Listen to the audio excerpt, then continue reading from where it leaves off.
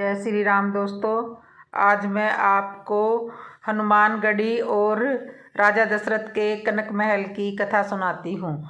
श्री अयोध्या जी में कनक महल एवं हनुमानगढ़ी के बीच में एक आश्रम है जिसे बड़ी जगह अथवा दशरथ महल के नाम से माना जाता है। काफ़ी पहले यहाँ एक संत रहा करते थे जिनका नाम था श्री राम प्रसाद जी। उस समय अयोध्या जी में इतनी भीड़ भाड़ नहीं होती थी, ज़्यादा लोग नहीं आते थे। श्री राम प्रसाद जी ही इस समय बड़ी जगह के कर्ता धर्ता थे। वहाँ बड़ी जगह में मंदिर है जिसमें पत्नियों सहित चारों भाई श्री राम, लक्ष्मण, भरत और शत्रुघ्न जी है और हनुमान जी की सेवा होती है। चूँकि सब के सब फक्कड़ संत थे जो नित्य मंदिर में जो भी थोड़ा बहुत चढ़ावा आता था उसी से मंदिर व आश्रम का खर्चा चला करता था।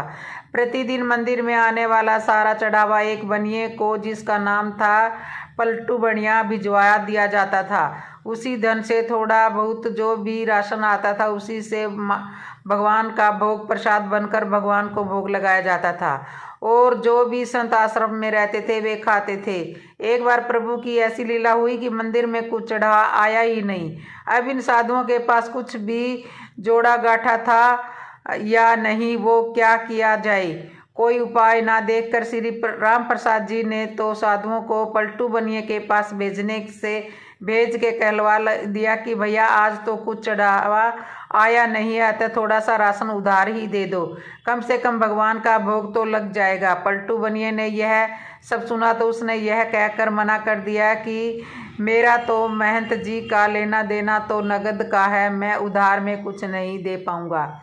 श्री राम प्रसाद जी को यह बात पता चली तो जैसी भगवान की इच्छा कहकर उन्होंने भगवान को उस दिन जल का ही भोग लगा दिया।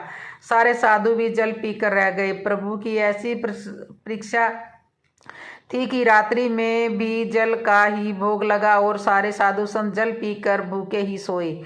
वहाँ मंदिर में नियम था कि शयन करते समय भगवान को एक सुंदर पीताम्बर ओढ़ाया जाता था तथा शयन आरती के बाद ही राम प्रसाद जी नित्य करीब 1 घंटा बैठकर भगवान को भजन सुनाते थे। पूरे दिन के भूखे राम प्रसाद जी बैठे भजन गाते रहे और नियम पूरा करके सोने के लिए चले गए।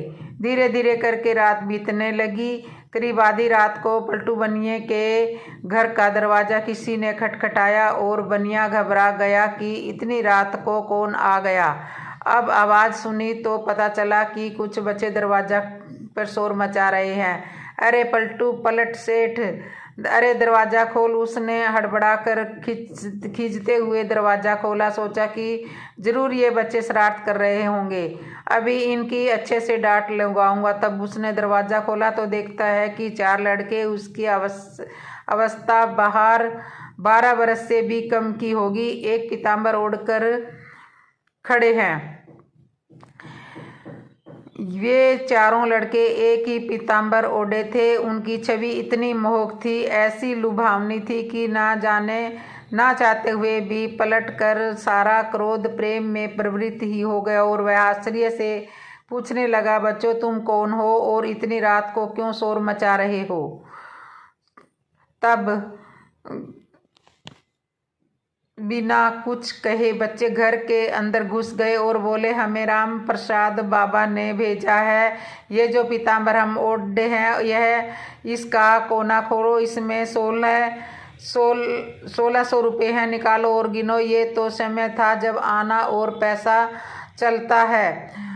1600 उस समय बहुत बड़ी रकम हुआ करती थी। जल्दी जल्दी पलटू ने उस पीताम्बर का कोना खोला तो उसमें सचमुच चांदी के 1600 सिक्के निकले। प्रश्न भरी दृष्टि से पलटू बनिया उन बच्चों को देखने लगा। बच्चों ने कहा, इन पैसों का राशन कल सुबह आश्रम में भिजवा देना। अब पलटू बनिया को बड़ी शर्म आई और हाय, आज मैंने राशन नहीं दिया, लगता है महंत जी नाराज हो गए हैं, इसलिए रात में ही इतने सारे पैसे भिजवा दिए। पश्चाताप और संकोच और प्रेम के साथ उसने हाथ जोड़कर कहा, बच्चों, मेरी पूरी दुकान ही उठाकर मैं महंत जी को दे दूंगा तो भी ये पैसे ज़्यादा ही बैठेंगे। इतने मूल्य का सामान देते देते तो मुझे पता नहीं कितना समय लग जाएगा। बच्चों ने कहा, ठीक है, आप एक साथ मत देना, थोड़ा थोड़ा करके अब से नित्य ही सुबह सुबह आश्रम भिजवा दिया कर कीजिए। आज के बाद कभी भी राशन के लिए मना मत कीजिएगा। पलटू बनिया तो मारे शर्म के जमीन में गड़ गया और फिर हाथ जोड़कर बोला, जैसी महंत जी की आज्ञा। इतना कहकर सुन के वे बच्चे चले गए, लेकिन जाते जाते पलटू बनिया का मन भी ले गई। उधर सवेरे सवेरे मंगला आरती के लिए जब पुजारी जी ने मंदिर के पट खोले तो भगवान का पीताम्बर गायब है। उन्होंने ये बात राम प्रसाद जी को बताई तो सबको लगा कि कोई रात में पीताम्बर चुरा कर ले गया। अब थोड़ा दिन चढ़ा तो गाड़ी में ढेर सारा सामान लदवा के कृतज्ञता के साथ हाथ जोड़कर पलटू बनिया आया और सीधा राम प्रसाद जी के चरणों में गिरकर क्षमा मांगने लगा।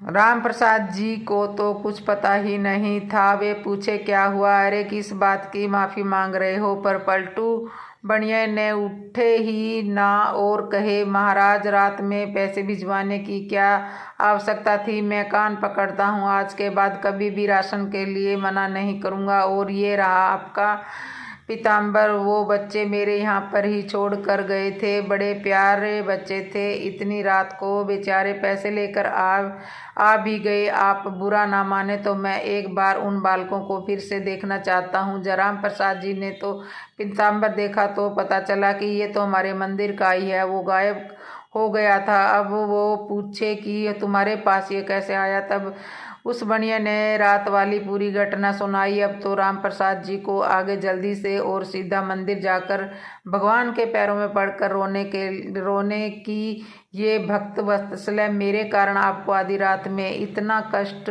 उठाना पड़ा। और कष्ट उठाया तो उठाया, मैंने जीवन भर आपकी सेवा, मुझे तो दर्शन ना हुआ और इस बनिया को आधी रात में दर्शन देने के लिए पहुंच गया। जब पलट बनिया को पूरी बात का पता चला तो उसका हृदय भी थक थक करने लगा और जिन्हें मैं साधारण बालक समझ बैठा वे तो तिरुभुवन के नाथ थे। अरे, मैं तो चरण भी न छू पाया। अब तो ये दोनों ही लोग बैठकर रोए। इसके बाद कभी भी आश्रम में राशन की कमी नहीं रही।